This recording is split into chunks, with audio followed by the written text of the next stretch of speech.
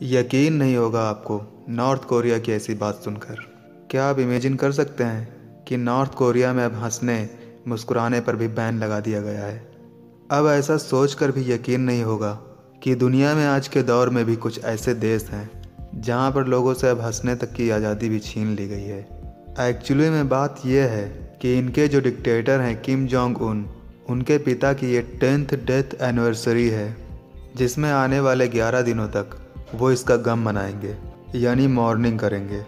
इसलिए अब इस पूरी कंट्री में किसी भी नागरिक को हंसना भी अलाउ नहीं है।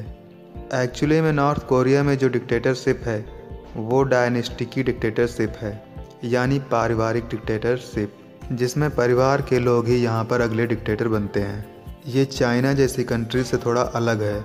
चाइना में एक पार्टी की डिक्टेटरशिप चलती है, उस पार्टी को कोई भी ज्वाइन कर सकता है और अपने टैलेंट के दम पर पार्टी का कोई भी सदस्य ऊपर पहुंचकर चाइना का डिक्टेटर बन सकता है। पर नॉर्थ कोरिया की डिक्टेटरशिप थोड़ा डिफरेंट है। जैसे पहले के ज़माने में राजा महाराजा हुआ करते थे, वैसे ही डिक्टेटरशिप भी होती है, जिसे किम जोंग उन का परिवार कई सालों से चलाता आ रहा है। ये कहानी शुरू हुई थी 1948 में।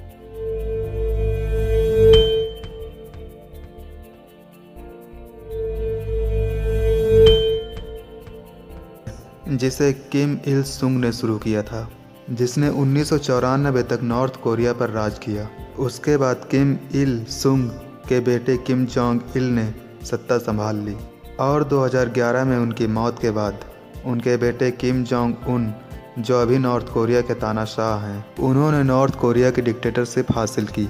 2011 की बात है कि किम जोंग उन के पिता की हार्ट अटैक से मौत हो जाती है। किम जोंग उन की एक पर्सनल न्यूज़ एजेंसी है जिसका नाम कोरियन सेंट्रल न्यूज़ एजेंसी है, जिसने किम जोंग इल की मौत का ऐसा बखान किया है जिसे सुनकर आपका दिमाग चकरा जाएगा। न्यूज़ एजेंसी ने बताया कि उस समय जो बर्फ़ का तूफान आ रहा था वो अचानक ही रुक गया।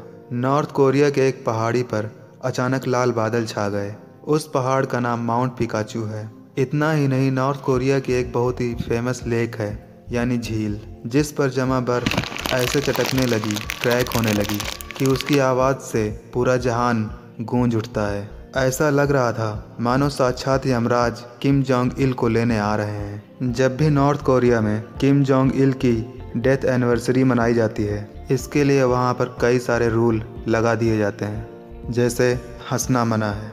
इन दिनों में नॉर्थ कोरिया में हंसना मना है। आप किसी भी तरह की खुशी नहीं मना सकते हैं। जब तक ये डेथ एनिवर्सरी मनाई जाती है, इन दिनों में कोई भी शख्स खुलकर हंस नहीं सकता है और ना ही अपनी खुशी का इजहार कर सकता है।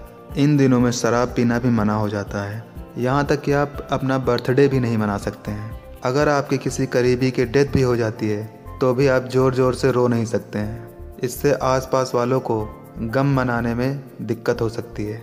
जिस दिन एक्चुअली में डेथ एनिवर्सरी का दिन पड़ता है, उस दिन नॉर्थ कोरिया में शॉपिंग करना भी मना है। आप उस दिन कोई भी शॉपिंग नहीं खरीद सकते। यहाँ तक कि सब्जी और खाने पीने के सामान भी आप नहीं खरीद सकते हैं।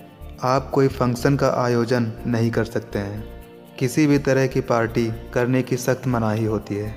किम जोंग उन के दादा की डेथ एनिवर्सरी मनाने के लिए ये दिन 7 रखे गए हैं और किम जोंग उन के पापा की डेथ एनिवर्सरी मनाने के लिए ये 10 दिन का रखा गया है, क्योंकि इस बार उनकी 10th डेथ एनिवर्सरी है, इसलिए ये 11 दिन कर दिया गया है। इतना ही नहीं, नॉर्थ कोरिया में किम जोंग उन जैसे कपड़े पहनते हैं वैसे अब पूरे देश में किसी भी नागरिक को पहनने की आज़ादी नहीं है।